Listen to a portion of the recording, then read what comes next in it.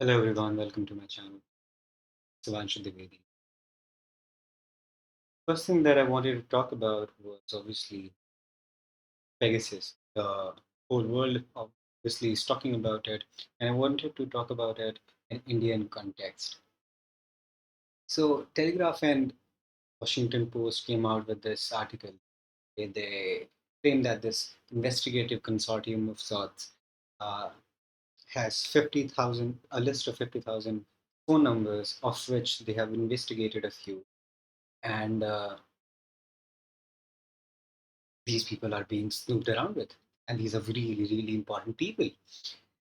And so, how this is obviously, as everybody knows, is sold by NSO company that makes it. It's called Pegasus. It's officially regarded as a weapon, a military grade weapon by the NSO itself, the uh, Israeli government, Israeli authorities, and also the WA, which is a consortium of nations, 52 nations, who have a control of uh, weapon of these kind, be it physical, be it chemical, or any of those, and they come together to make a decision of how the trade around it should go.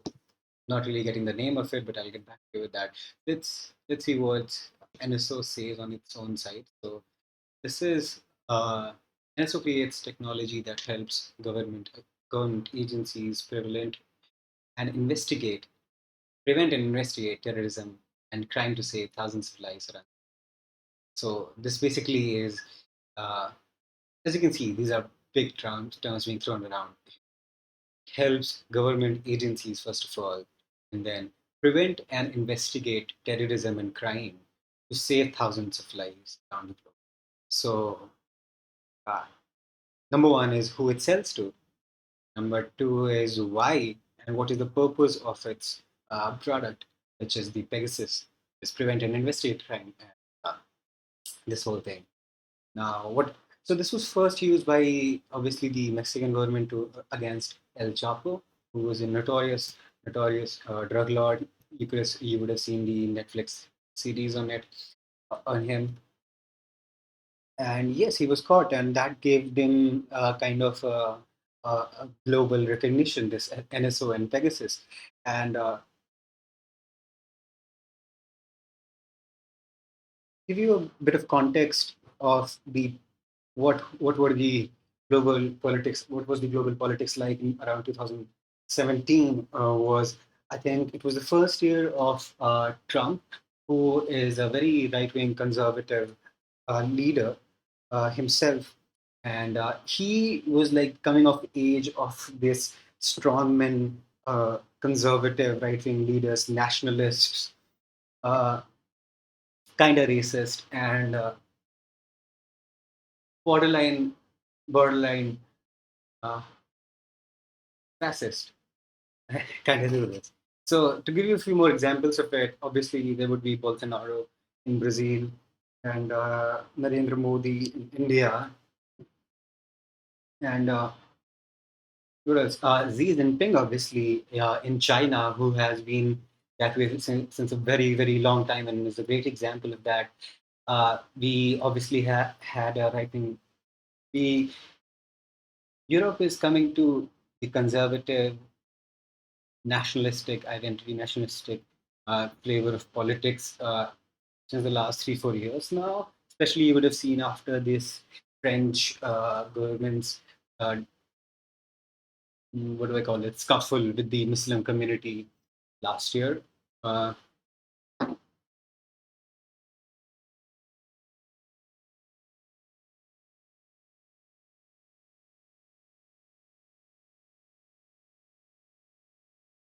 Uh, so yeah, uh, this was the time of very strong political leaders, and Netanyahu was obviously one of those. He has been ruling Israel for about 3 or 4 terms.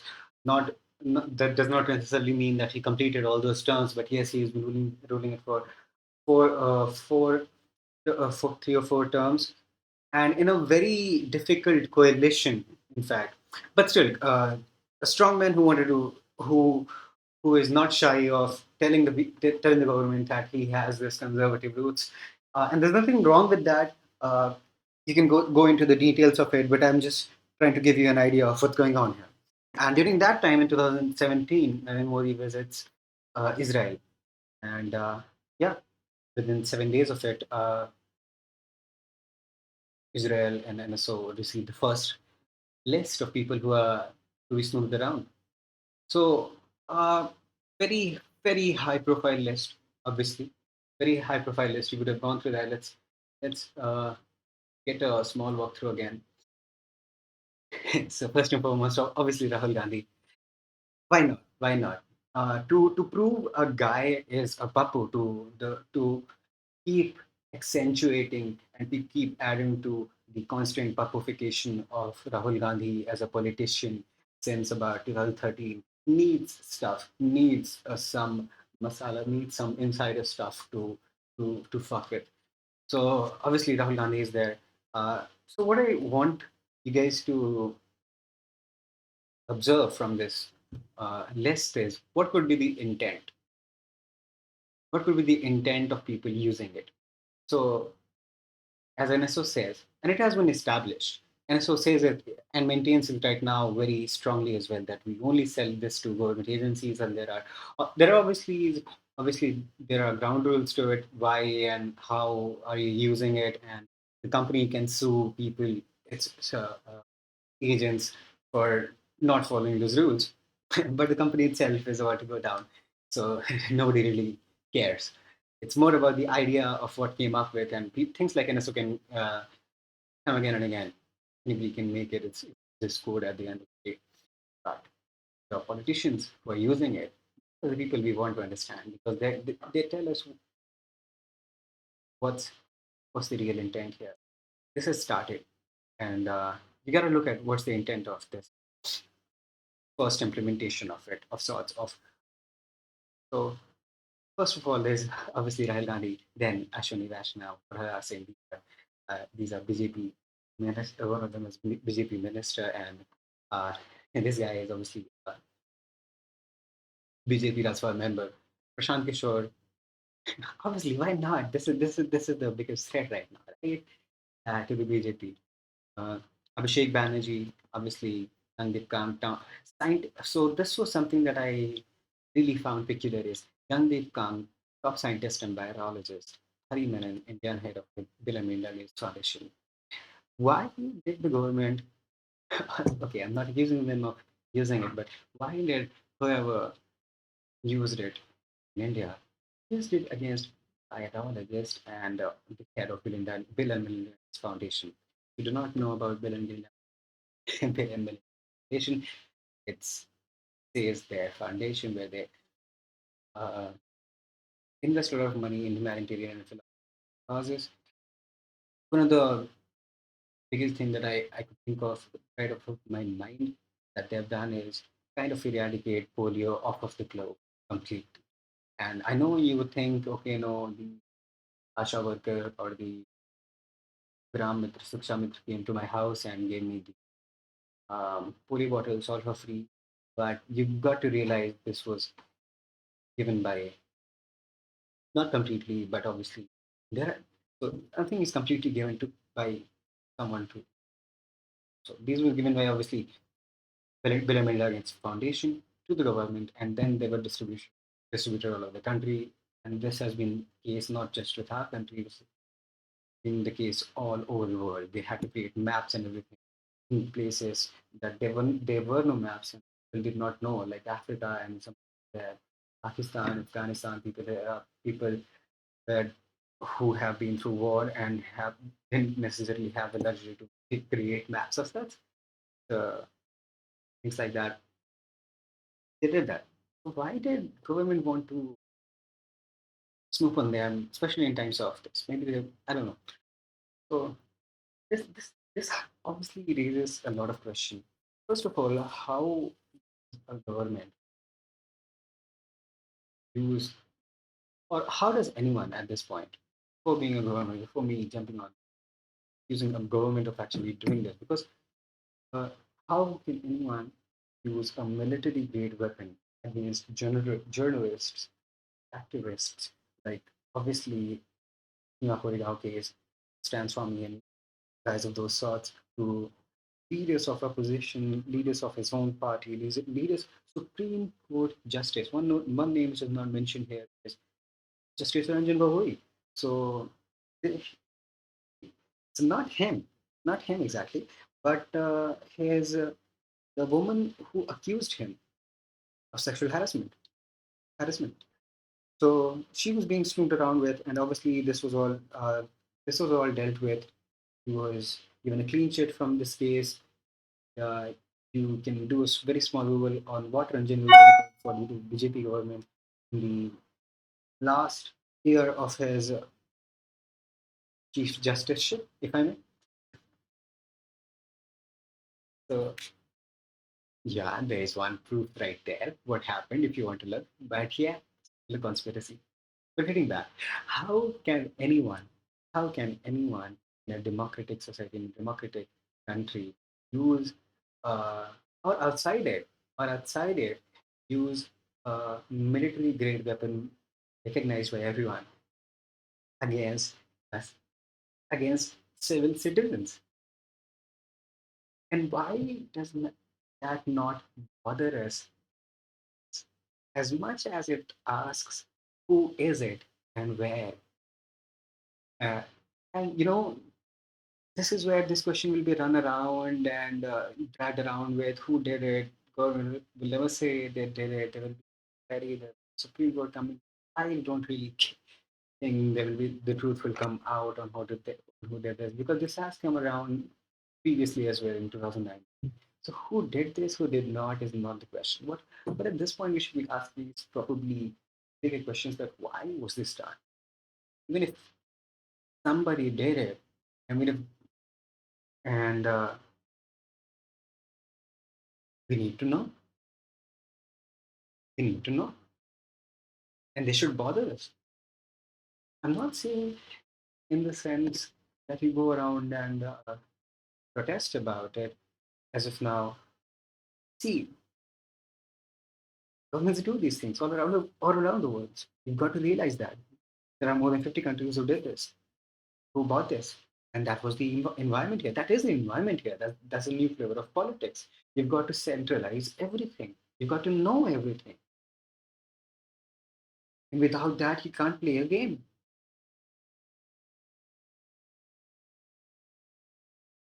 How do you how do you pass along? How do you buy 40 MLAs within a month of a standing government? Not in one state, but multiple states, one by one. In Karnataka, Congress MLAs that defected to BJP, they claim themselves that some sums were given. 40 crore was thrown around.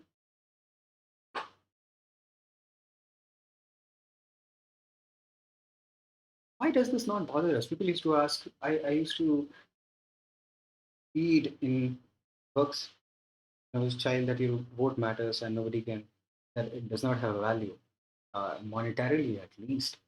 40 crores, that's right there, divided by the constituency's total number of votes that were given, or that's your per vote price. But before people even take that, they gotta have some dignity, right? Everybody has to have some kind of dignity, some kind of loyalty. How do you buy that? You buy that with threat. How do you reach things that you can threat with? You gotta use something like this too. Now, I know at this point, without any proof, this is borderline conspiracy against the government, but it's not. It's pretty much clear. But who are we to judge? I'm very sure that this was used against terrorists as well. But you see, this is a pod that, if once open, this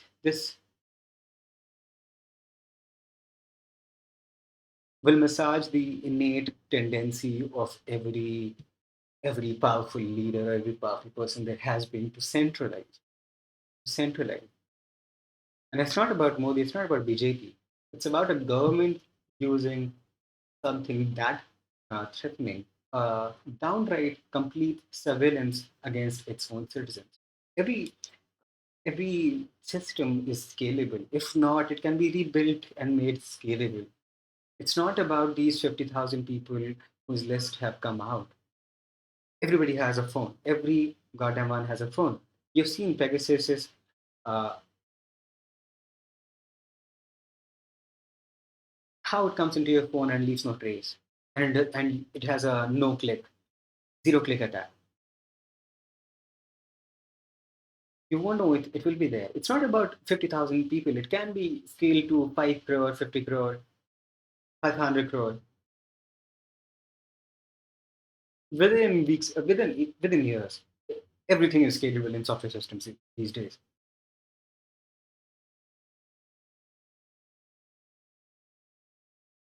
So the surveillance and the this is something that Charles Dickens has talked about in his book in 1984, where he says, I was like, I don't remember the lines exactly. He talks about these things. You gotta pick up a book of Charles Dickens. If not 1984, obviously Animals Farm, because it's an 80 page book. And it's a very good metaphorical representation of how uh, borderline dictatorial system works and how, and more than that, how us as citizens get comfortable with it. Because let's face it, we are getting comfortable with everything, aren't we? It's been a string of things, like starting from CA and RC. What happens is some people are protesting. Section, they do into a group, a section is protesting, and they are unhappy. Everybody else is happy. First, CA and RC. First, obviously, would be Kashmiris, but nobody cares. So sorry if any Kashmiris listening to this, but nobody cares, right? Otherwise, somebody would have done something about 2 years, 3 years of lockdown that you already have had, right? Coming back to the point,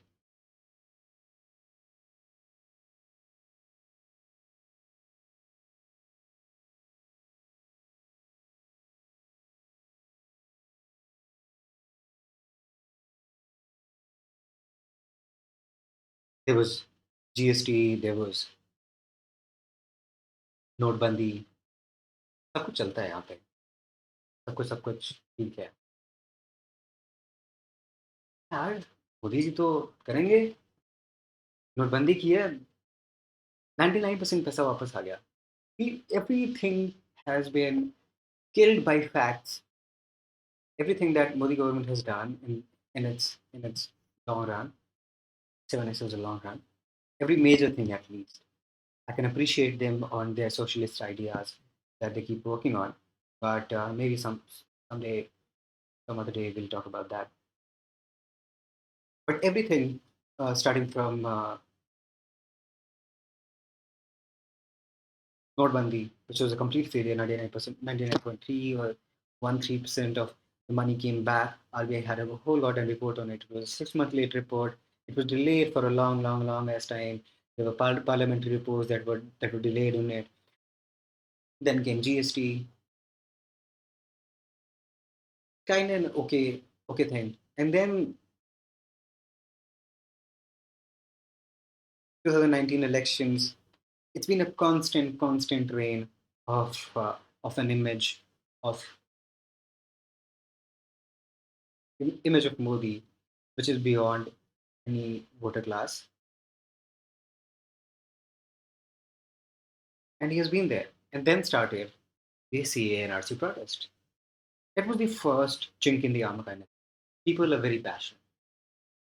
It was their citizenship, it was their nationality, it was their home, it was their land. You're attached to it. You're as attached to it as it gets. It was about your identity. And don't people accuse them of that whole thing that they are too attached to their identity? That makes them more rugged in their approach towards their religion. Disciplined, rugged. whatever you might call it, hardliner.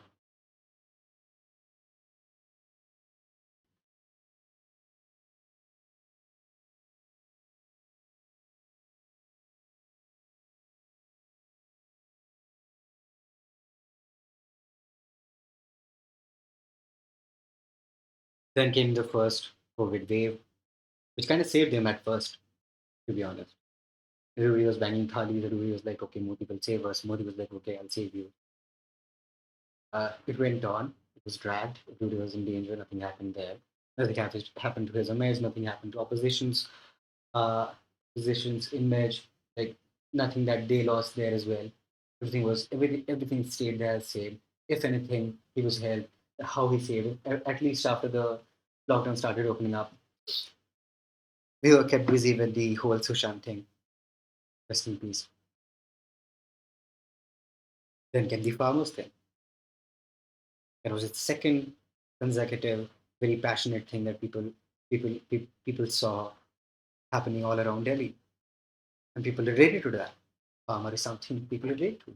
They were imageries. They were imageries of police against farmers. जय जवान जय किसान जवान और किसान को सामने देख रहा है. And that's all about.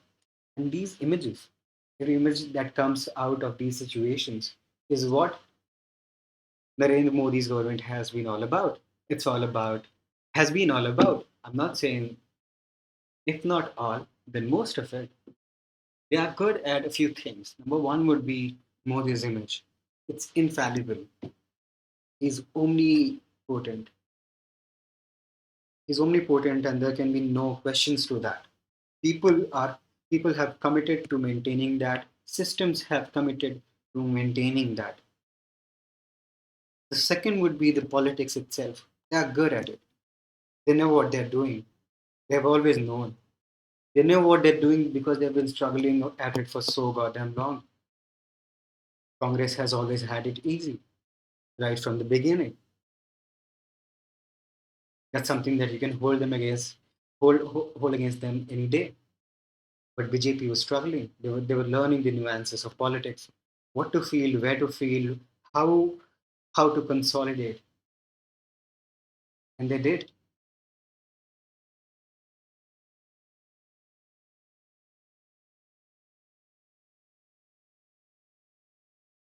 Coming back to the first thing that they are good at, maintaining this image of infallibility.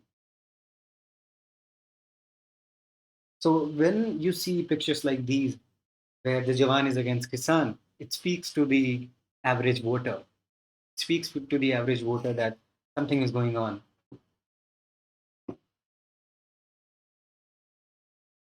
Then came the second wave. Now this time it was very different from the last time because now people, first time nobody questioned Narendra Modi because they were like, okay, this was sudden, this was a surprise, we were not ready for it. You get not a pass, but people are with you. People are with you in this. We'll stay at home. We'll do what we can, and everything is going to go along as you say. We're at our homes, and yeah, you should have prepared. Then came the second wave, and now this time people had to ask questions. Everybody's saying this, even in Parliament yesterday, to say that जिसको आप जानते हो, किसी न किसी को आप एक जानते हो जिसको आपने खोया है इस कोविड में. That's very true. Indian public के बारे में एक चीज़ बहुत सही है कि जब तक हमारे घर के सामने गोबर ना हो, हमें दिक्कत नहीं होती किसी चीज़. जब तक हमारे घर के जो सामने का गड्ढा, रोड का गड्ढा ना खुदा हो, हमें दिक्कत नहीं होती है. इस बार हमें दिक्कत हुई, बहुत दिक्कत हुई. April was very tough. And then you saw the images of Narendra Modi going into Bengal elections late into the COVID wave, like 19th, I believe, 19th of April he was last seen. And then Amit Shah even after that. You saw graphs with Modi's speeches and dialogues being run around on WhatsApp. So these images do something to the overall image of Modi that has been created over the course of uh, many years. It has taken a lot of sweat, tears, and blood, like literally.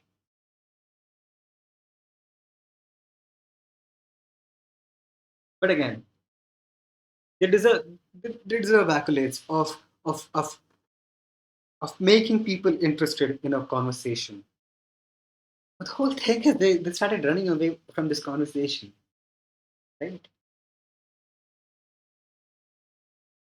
So then came, yes, where were we?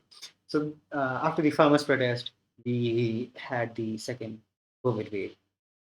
We saw Ganga, Ganga pitted with uh, dead bodies, and people saw that. People saw those images like printed in full background, full uh, length, all over English newspapers. I cannot tell about Dani Jagran and Marujala, but yeah, people saw that. And then Bengal elections. BJP made it a point that this is our election. We are going to fight it hard. We're going to fight it hard, hard. We're going to fight it on our terms. We're going to fight it aggressively. We're going to give it all our guard. Because they were on their back foot. It was tough times. Nobody talks about economy, but it was tough times. Things were going on since 1 year, probably. Ram Mandir had been a success, but not as good as a response that people they would have thought it would have gotten them. They were in stress. They were like, okay, no, they had to win that. And what happened was they faced someone who never let her vote go. She had been at Mamata Banerjee here, who I'm speaking on. Mamata Banerjee has been at 40% of vote vote percentage, 40%, 42%, since like 10 years now. Ever since she came to power, like this is the second term completion. Uh, Ever since she came to power, she had that vote percentage, and it never went down. But BJP went from 45% to somewhere sizable, around 30%. No, I think it's 90%. I have to check.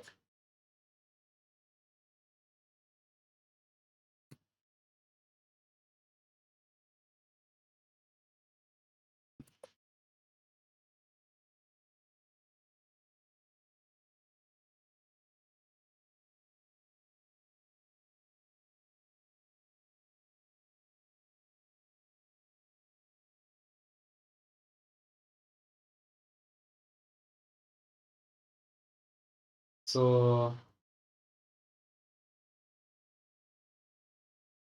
overall, I don't know.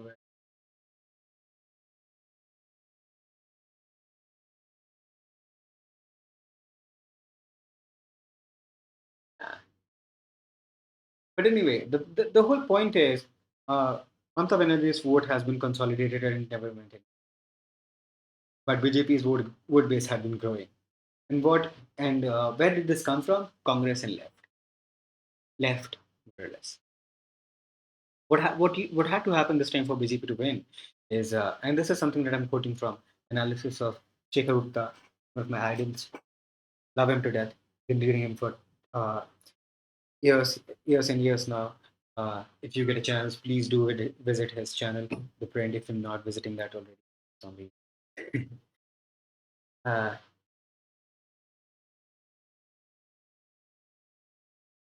so BJP had to eat up a lot of Congress and left's vote. They couldn't do that. They lost that. So there has been a constant downfall of BJP's image in the last 1 or 1.5 years. Obviously, this is very different from a fall in Modi's image because he has a very personal aura beyond his usage to BJP and government and prime minister. He's Modi, and that's the whole thing about him. You talk about his identity politics and how he has created this whole thing. But yeah, so BJP and government's image has been falling down, and then obviously the petrol prices they have been rising since forever. They have deregulated the petrol prices, and they are constantly in sync uh, with the foreign market. So what happens is they have a, a constant tax, but every time it increases in the global market, it increases in the actual market as well, actual retail market as well. But sincerely believe that the government's taxation systems usage in petroleum and these prices is to act as a buffer for sudden changes in oil prices in the global markets. But yeah, nobody cares about that. The petrol prices change every day now since the last 3 4 years, and yeah, they reached 100, and it's about an image. 100 is a number. It has reached 110. People are talking about it. It's a talking matter. And then you come up with Pegasus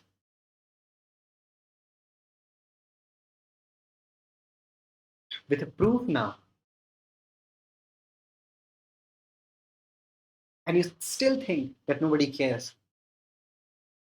People care.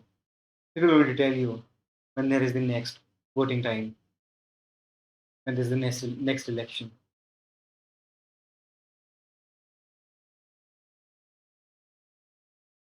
This is an act of a coward, a person who is scared, a person who is scared of his identity, a person who is scared of everyone around him. Hey, he might do this to me, he might do that to me, and that's why he's been snooping around.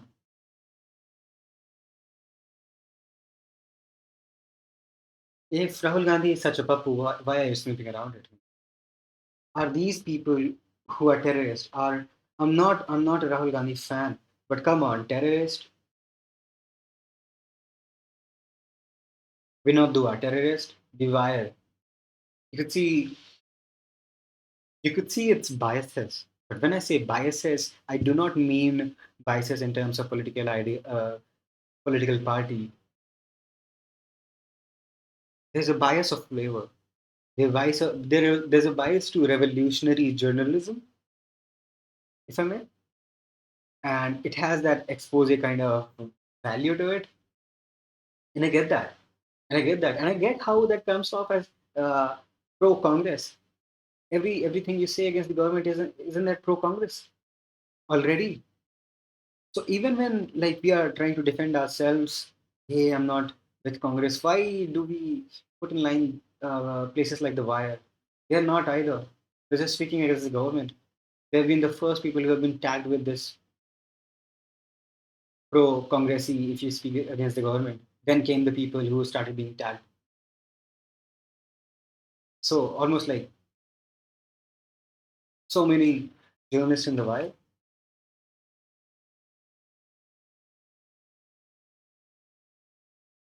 Who is responsible? Who talked about it? I'm very sure this was not Modi.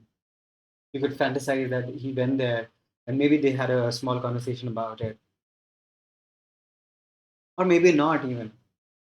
These things don't happen with uh, people with direct contact. I don't know. I don't buy that. I don't buy that. You need to find something more concrete to attribute this directly to people like uh, Narendra Modi and Amit Shah. But this definitely sends a message, and this is not new. This news was around since 2019. But this idea that the Modi government has these tendencies of not telling the people what's going on. It's like a reverse thing. It has always been transparency has always been a government thing, that the government has to be transparent of what is going on and why this is like this and why this is like that. You could have given an RTI and you could have gotten good information about it. Not like that anymore. It has been desecrated over time. The peak of which was obviously the removal of RTI's head as the independent position a few years back. So that was the whole transparency thing. Now it has been turned, like everything in this government. It's on us. The onus is always on the people to provide, to be okay with things. I've been watching videos of people at petrol pumps buying petrol, and they're being interviewed like, what's going on with this petrol thing, and are you happy with this? People are mad. Most of the people are mad. I can tell you that. I can very much tell you that. So they are like, and this is the people who do not speak. So, but again, you would find at least like 1.5 to 2 people in every five bunch of guys who would give a crap argument against this. That this is important. This is okay. ठीक तो है. अरे 10 लाख की गाड़ी चलाते हैं, 100 रुपए का पेट्रोल नहीं ले सकते. What kind of arguments are we trying to give to ourselves?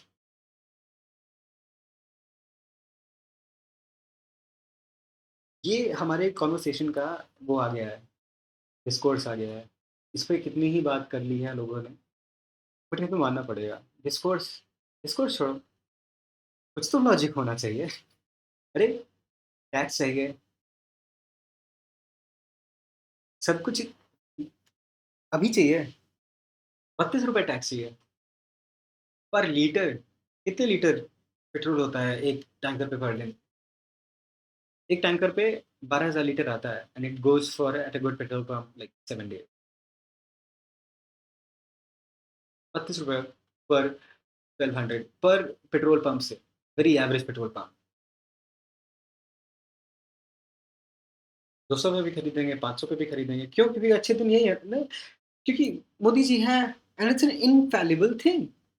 You cannot speak anything against it, not in the sense that he'll stop you, which he'll do, not him, but the society in general at this point is not going to stop everybody and anybody. They put people in jail, but still, he's not the thing. I'm talking more about the societal aspect of it. You will be stopped.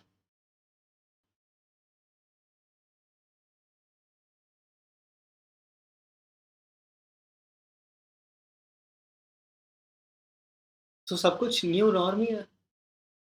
Protest new norm है इंसान के. Protest new norm है students के jobs के लिए. Protest new norm है Muslims के identity के लिए. अब सर्विलेंस भी न्यू नॉर्म है. रह लेंगे, इसके साथ भी रह लेंगे. क्या ही करना है यार. That's how it comes around, लोगों को समझ में नहीं आता. आज आपके पास आपका कॉन्शियस है.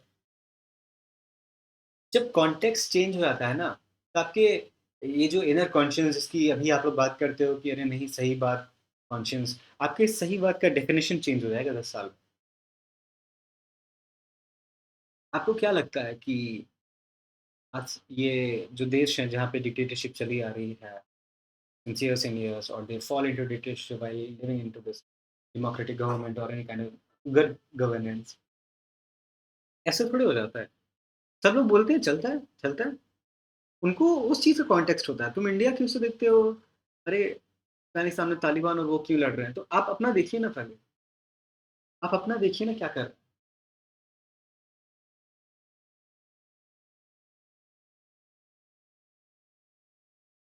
हैं नहीं.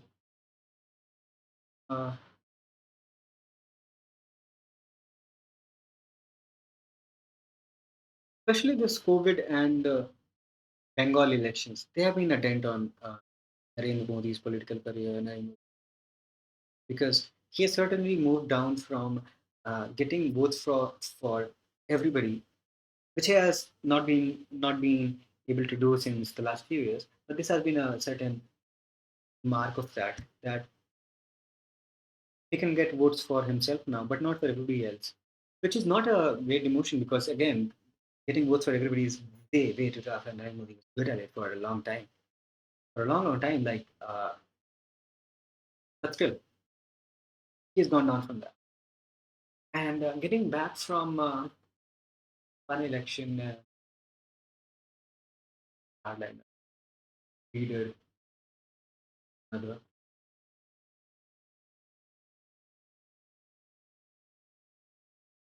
Then Yogi Adityanath.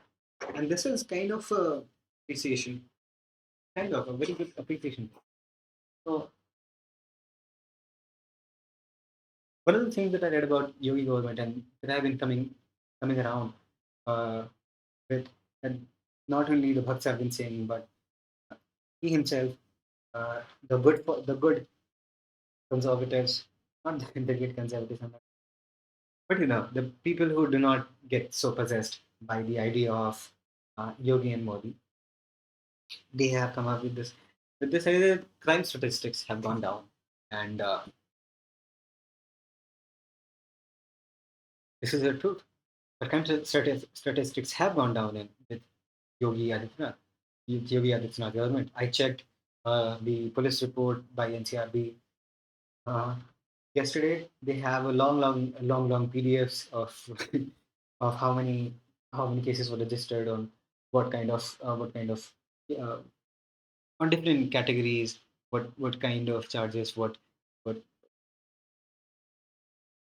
state or location of charges, things like that. And UP did go down. I want to add something else to it. This is when you're good at something, you're not good at just that. This is not uh, to, to bring down the crime rate in general. So UP has also gone down on safety in gone up in safety of women indexes. Uh, you would not expect UP to. And that has been a great thing. But why has that happened? Number one thing is being strong. Being strong. There is certain likability to it. There is certain threat to it that people behave. But what happens is people take it too far. They forget that the power that they have is not theirs. It's given. It's not for the personal usage. It's not for the personal uh, whims as well. But this is very well expected. He's a big leader. UP is a big state, big powerful state, and he's a big leader. He's supposed to be the next PM now, at least projected as the next prime minister by the BJP as of now. If he wins this election, which he very well can, and this is a very good example of why he's strong. Strength has some repercussions, but strength is liked by people. Another thing that I've seen that people are liking about him is that he's not married. Ladua, using it, people used it. I can take you to Hindustan, like interview in Mathura where a guy who was a BJP supporter called him that.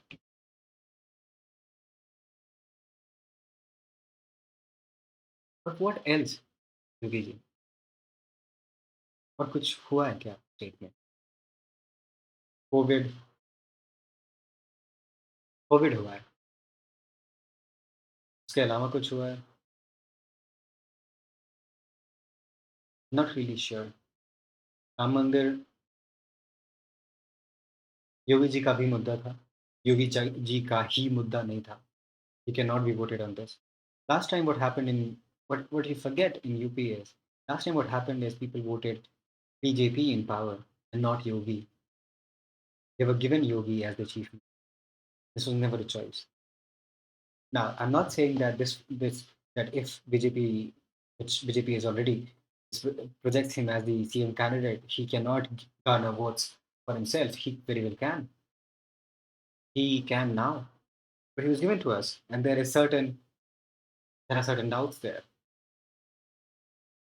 which need to be seen in these elections. And he is on back foot. He's on back foot a lot. But what happens when you are on back foot is you've got to watch what you're doing. Here, I see a very peculiar difference between Narendra Modi and Yogi, uh, which people very like to fantasize that they are very. They're not. You've got to realize that Narendra Modi is. You've got to realize he's on a different level, but in terms of personality as well. So both of them have been on back foot regarding the COVID situation. Him on central and Narendra Modi on the central level and uh, Yogi on state level. But Narendra Modi went ahead and changed his whole goddamn ministerial thing. Why? You needed an overhaul. You needed change of clothes. That was what they were. Nobody cared about the clothes. It was still about the face, Narendra Modi. He did that. But you gotta appreciate that. You've got to appreciate what he did. When you're on back foot, you've got to come up with something like that, at least in political life. They were in denial for a long, long time. They are still in denial, at least in the COVID situation. But they're doing stuff to at least cover it up. Big stuff. Yogi government, on the other hand, no. They still seem to be in a state of denial regarding the whole COVID situation, regarding what happened with UP, what is going on with you, especially in terms of unemployment. Can you still talk about that? These things, unemployment, economics. Does anybody care? Still, these could be things that might come up. You never know. Indians can rise up any time. And every time, and since the last 3, 4 elections, the government changes every time. And yes, this was one of the very interesting things that I found out right now was not right now, a few days yesterday was that BSP was the first government, the last Mayawati government was the first government to complete 5 years tenure in UP. That's a very interesting fact. I'll tell you why. So, 2012 was the year when Mayawati was completed. Before this, every government either fell down, there were elections, something or the other happened. That's how UP has been. A very uh, overpopulated area, very little development, very oriented and attached to their religion and their cultural values, very hardliner sometimes of their in terms of protecting their values and area and things like that. But they had their first government in 2012. You know who had their first government in 2013? Later than that, Pakistan. Uh, that they, see what happens is when you hate someone too much, you start becoming like them. And I'm not I'm not kidding. If you start finding actual political similarities between uh, actual social similarities between UP and Pakistan, you might find some. Trust me, you will. Not in a bad way, mostly in a bad way, and good way as well. So people are good-hearted. People come around. People forget. That's the thing. But yeah, they're very similar. Yeah, there's a very high chance that you might go. But what then happens to the BJP? They're first. The second main guy is going to be projected as the PM candidate. If he wins, maybe the next one.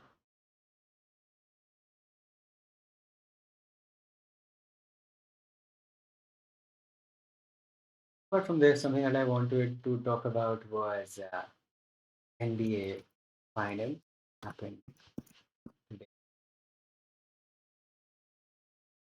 So Giannis Antetokounmpo, he is called the Greek Freak.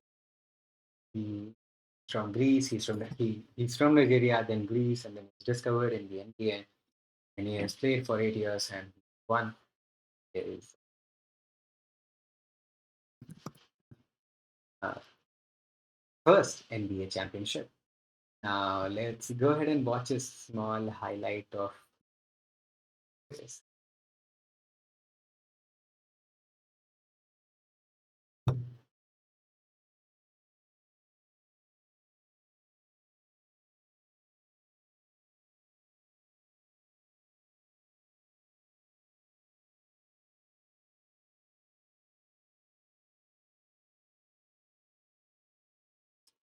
First thing you gotta do is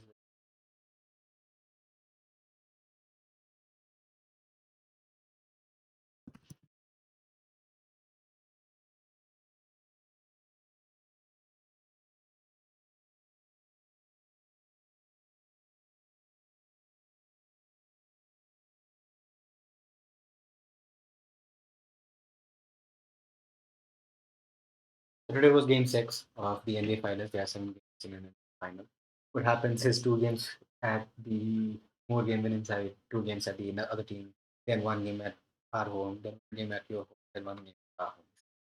If you want to not reach seventh game, let's just go and watch the crowd leading. It's a bit Giannis played an amazing quarter, and it's going to keep stopping again and again.